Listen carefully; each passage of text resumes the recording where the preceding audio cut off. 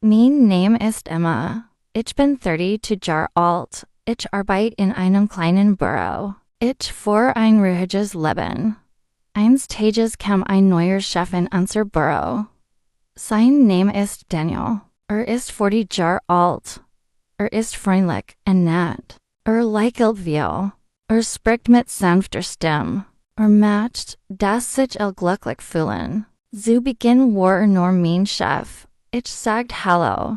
Ich lächelt. Ich ging zurück in die Arbeit. Doch nach einiger Zeit begann ich, etwas zu fühlen. Ich mag dies, mit ihm zu sprechen. Ich mag dies, seine Stimme zu hören. Ich fühl mich warm, als mich ansa. Fragt mich, geht es dir gut? Ich sagt, ja, denk, aber mein Herz schlägt schnell. Bracht mich zum Lachen. Erinnert sich in klein Dinge, die ich sagt. Stand nahe bei mir, wenn wir sprechen. Ich begann, nachts an ihn zu denken. Ich wollte es nicht, aber ich konnte nicht aufhören. Dann eines Tages sah ich seinen Ring. Ist verheiratet. Mein Herz fühlt sich schwer an. Ich war traurig. Ich sagt mir, du musst ihm vergessen. Aber es war zu spät. Ich war schon verliebt. Ich hatte das nicht geplant. Ich wollte das nicht. Aber jetzt denk ich jeden Tag an ihn. Ich lächel ihm so. Ich sprech mit ihm. Aber innerlich fühl ich Schmerz, weil ich weiß, dass nicht mein ist. Jeden Tag sah ich Daniel bei der Arbeit. Geht in meinem Schreibtisch vorbei. Lächelt.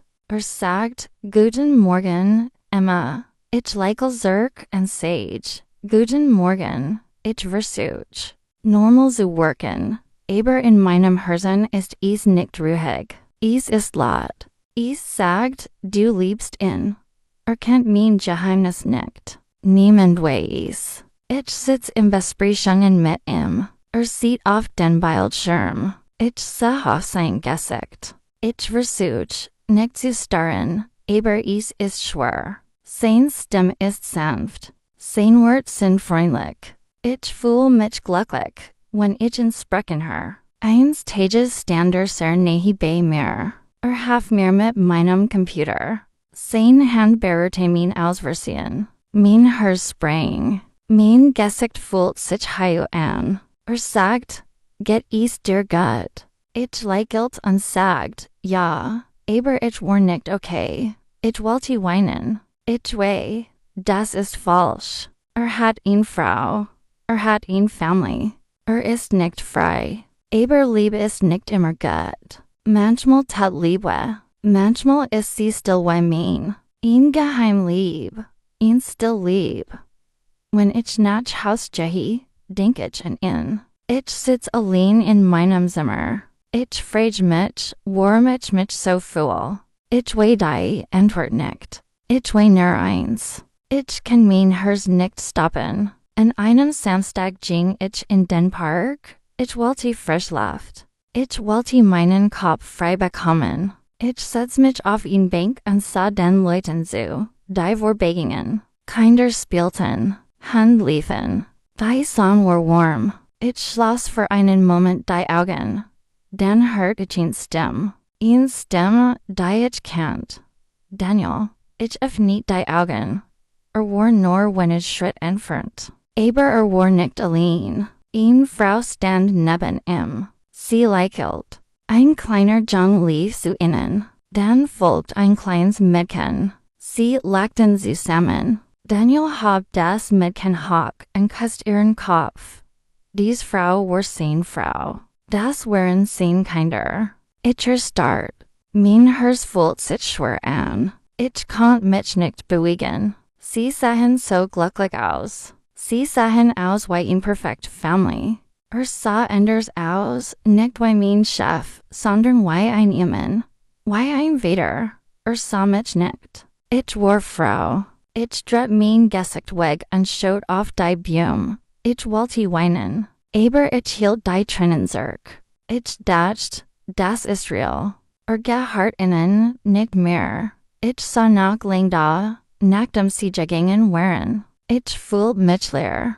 Ich fühlte mich klein. Ich frag mich wieder, mich in im Verliebt habe. Aber es gab kein Antwort. Ich ging langsam nach Haus. An diesem Abend ich nicht. Ich schlief nicht. Ich lag einfach im Bett und flüstert, Verges in, Emma. Bit Verges in. Aber mein Herz sagt, ich kann nicht.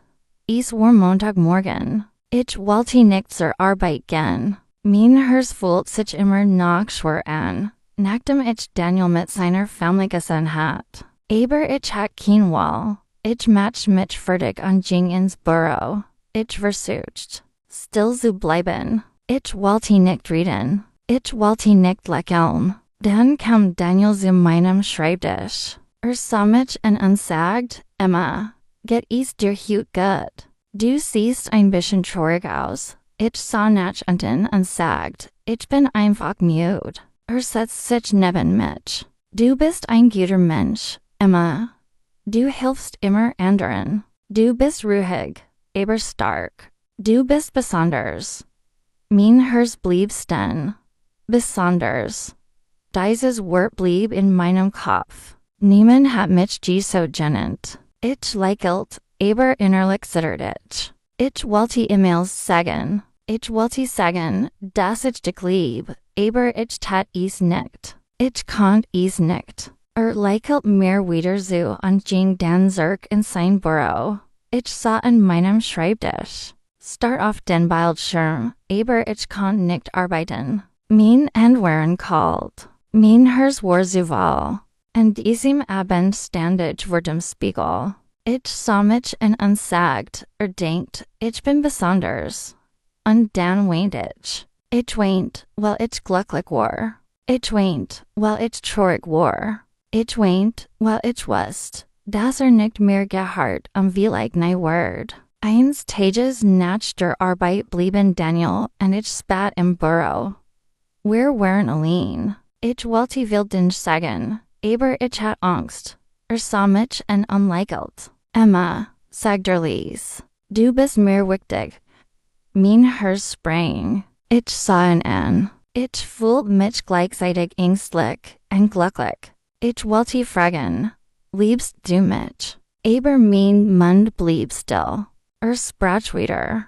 Ich bin verheiratet, aber ich mag dich. Du lässt mich lebendig fühlen. Ich fühlte, wie mein Augen mit Tränen füllten. Ich wusste nicht, was ich sagen sollte. Sagt, ich mag meiner Familie nicht wehtun, aber ich kann nicht aufhören, und ich zu denken. Ich war verwirrt. Ich war traurig. Ich war voller Hoffnung. Ich wollte glauben, dass seine Familie für mich verlassen wird. Aber ich wusste, dass es nicht richtig war. Ich sagte, Daniel, ich mag dich auch, aber du hast eine Familie. Ich mag nicht der Grund für Schmerz sein. Nicht. Ich verstehe, sagte Dann waren wir still. Der Raum fühlt sich kalt an. Dieser Moment blieb in meinem Herzen. War so schön als auch schmerzhaft. Nach dieser Nacht war alles anders. Daniel und ich arbeiteten zusammen, aber wir sprachen nicht über Gefühl. Wir hielten einen ruhigen Abstand. Ich dachte viel über Liebe und Schmerz nach. Ich wusste, dass es schwer ist, einen verheirateten Mann zu lieben. Es war voller Traurigkeit und Geheimnis. Eins Abend sah ich allein und traf ihn Entscheidung. Ich sag mir, Emma, du musst stark sein. Du musst dich selbst lieben. Ich beschloss, die Hoffnung aufzugeben, dass Daniel seine Familie verlassen wird. Ich beschloss, mein eigenes Leben zu leben und unglücklich zu werden. Es war nicht einfach. Manchmal dachte ich immer noch an ihn. Manchmal fühlte ich immer noch mein Gebrechens Herz. Aber ich lernte etwas Wichtiges. Liebe bedeutet nicht nur, jemanden zu halten. Liebe bedeutet auch, loszulassen. Ich begann wieder zu lächeln. Ich begann wieder zu träumen. Ich begann, mich selbst zu lieben. Daniel wird immer in meinem Herzen sein. Aber jetzt bin ich frei und bereit für einen neuen Anfang. Lieb Freund, denk, dass dies Geschichte auf Englisch mit Alicia angesehen und angehört hat. Ich hoffe, Is hat you gefallen? Denkt daran, lieb kann schwer sein, aber sich selbst zu lieben ist sehr wichtig. Kommer de kom dein Herz und glaub daran, das glücklich dich kommen werden. Wenn you dies Geschichte gefallen hat, gebt dem Video einen Daumen hoch und teilt es mit euren Freunden. Ich liebe es, Kommentare zu lesen. Denk, dass ihr hier seid. Bis bald in der nächsten Geschichte. Mit Lieb, Alicia. Denk fürs Zuschauen. Wenn dir dies Geschichte gefallen hat, gib uns einen Daumen hoch und teile sie mit deinen Freunden. Vergiss nicht, unseren Kanal zu abonnieren, mehr Englisch Geschichten und Lektionen zu sehen. Klick auf das Glockensymbol, benachrichtigt zu werden, wenn wir neue Videos posten. Deine Unterstützung bedeutet uns viel. Bis zum nächsten Mal. Mein Name ist Clara Ara und ich bin 54 Jahre alt. Es ist seltsam, darüber nachzudenken, wie viel Zeit vergangen ist, wie viel sich verändert hat und wie viel dennoch genau gleich geblieben ist. Als Witwe seit mehreren Jahren hatte ich mich in ein Leben eingelebt, das ruhig, fast friedlich war. Aber nicht der Frieden, den man in Zufriedenheit findet, sondern eher der, den man in der Einsamkeit findet, wenn der Lärm der Welt verstummt ist und nur noch Stille bleibt. Arbeit war eine Routine. Zimmerpflanzen füllten meinen Wohnraum und wuchsen mit derselben Beständigkeit, an die ich mich gewöhnt hatte. Jeden Morgen war der gleiche Ablauf. Eine Tasse Kaffee, die viel zu schnell abkühlte, der Geschmack bitter und lebendig, genau wie meine Routine. Abende zogen sich heran, begleitet vom leisen Summen des Fernsehers. Und das stetige Ticken der Wohnzimmeruhr markierte den Ablauf der Zeit. Zeit, die in meinem Kopf aufgehört hatte. Aufgehört voranzugehen, aufgehört sich zu verändern. Mein Sohn, Danny, besuchte mich am Wochenende. Kurze Ausbrüche von Freude, wie ein plötzlicher Sonnenstrahl, der durch die Wolken bricht, nur um genauso schnell zu verschwinden, wie er gekommen war. Es war der gleiche Wochenendbesuch jedes Mal. Er brachte seine Energie, seine Geschichten, sein Lachen, und dann ging er. Die Stille kehrte zurück und ich kehrte in meine stille Welt zurück.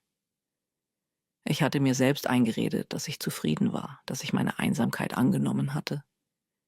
Aber tief in mir gab es einen Teil von mir, der schlummerte, wie ein Raum im Haus, den ich nie öffnete.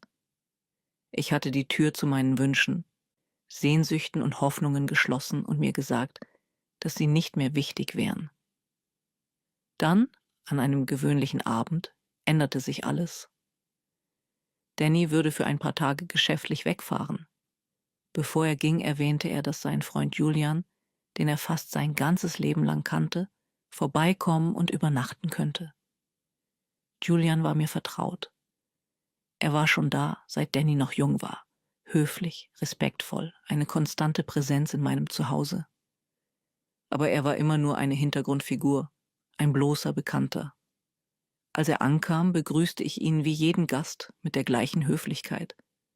Aber es lag etwas anderes in der Luft, etwas Unausgesprochenes zwischen uns, das ich nicht genau benennen konnte. Er begrüßte mich mit einem Lächeln, einem einfachen, mühelosen Lächeln, das mich glauben ließ, als hätte ich ihn schon immer gekannt. Er stellte seine Tasche ab, als würde er hierher gehören, als wäre er immer ein Teil dieses Raums gewesen. Wir teilten ein einfaches Abendessen. Nur wir beide. Zuerst war das Gespräch leicht. Über Arbeit, über Reisen, Geschichten über Danny, die wir beide auf die ruhige, vertraute Art teilten, wie es alte Freunde tun. Aber bald, als der Abend fortschritt, änderte sich etwas. Das beiläufige Geplauder ließ nach. Die Atmosphäre wurde dichter. Es gab Momente, in denen Julians Blick etwas länger verweilte als gewöhnlich, und ich spürte, wie etwas in mir aufwachte. Eine Wärme, unerwartet und unerwünscht. Es war das Gefühl, das langsam zu einem emporstieg. Sanft, subtil, aber unbestreitbar. Ich merkte, wie lange es her war, dass mich jemand so angesehen hatte. Nicht als Mutter, nicht als Nachbarin, sondern als Frau. Nicht als jemanden, der alles verloren hatte, sondern als jemanden, der noch gesehen werden konnte, der immer noch begehrt wurde. Es war eine Offenbarung, die mich beunruhigte, aber auch etwas tief in mir erweckte. etwas, das ich lange vergraben hatte. Nach dem Abendessen zogen wir ins Wohnzimmer. Der Wein wurde eingeschenkt und das gedämpfte Licht der Lampe ließ alles wärmer und weicher wirken, als ob der Raum uns umarmte.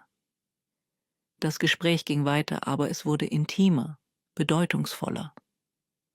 Julian sagte Dinge, die nicht nur höflich, sondern direkt waren. Dinge, die durch die Schichten von Zeit und Trauer schnitten, in die ich mich gehüllt hatte.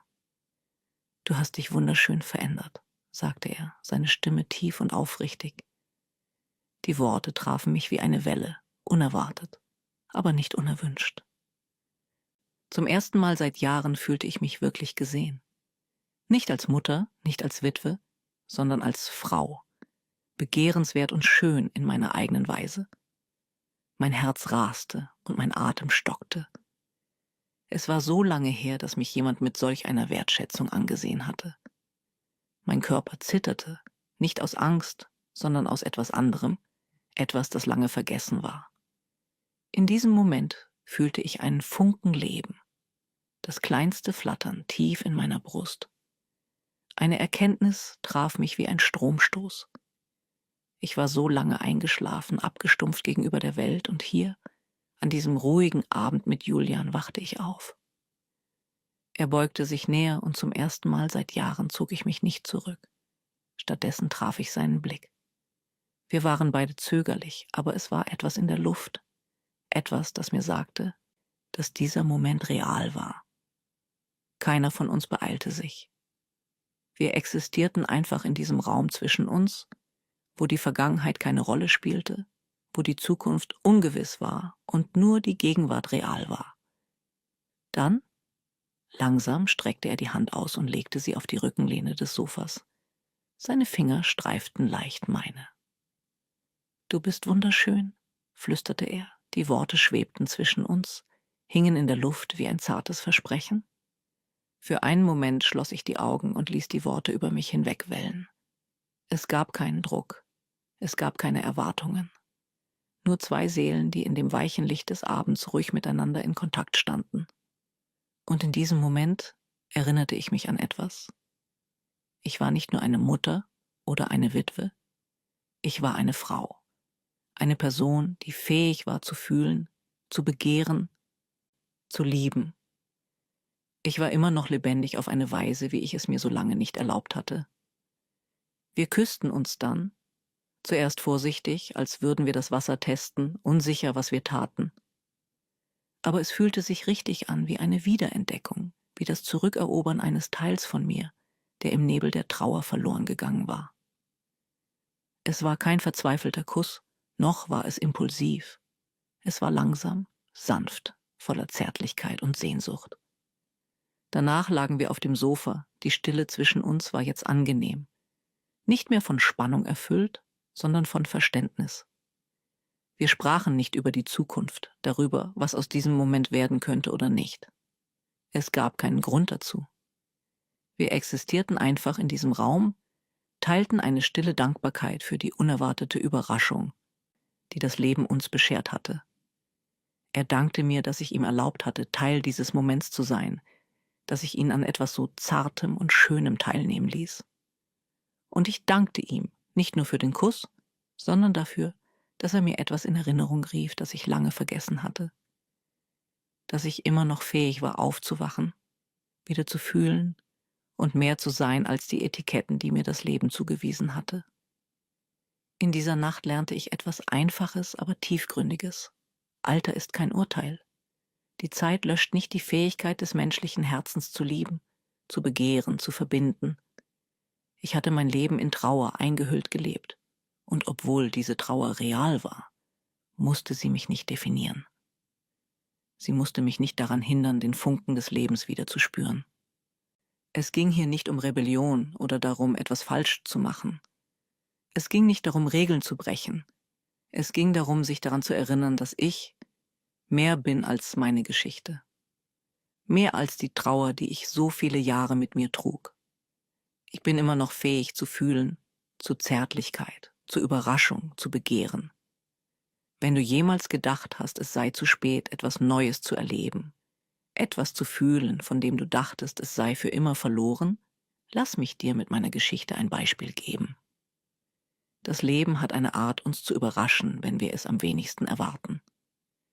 Manchmal braucht es nur einen Blick, ein sanftes Wort oder einen einzigen unbewachten Moment, um eine Tür zu etwas Neuem zu öffnen. Also, wenn du jemals einen Moment hattest, der deine Sicht auf dein Leben verändert hat, erzähl mir davon in den Kommentaren. Ich würde gerne deine Geschichte hören. Vergiss nicht zu abonnieren für mehr Geschichten über das Leben, die Liebe und alles, was dazwischen liegt. Drück die Glocke, damit du das nächste nicht verpasst. Wenn dir dieses Video gefallen hat, hinterlasse ein Like. Es hilft diesen stillen menschlichen Geschichten, die Menschen zu erreichen, die sie brauchen. Danke fürs Zuschauen. Bis zum nächsten Mal. Die Nacht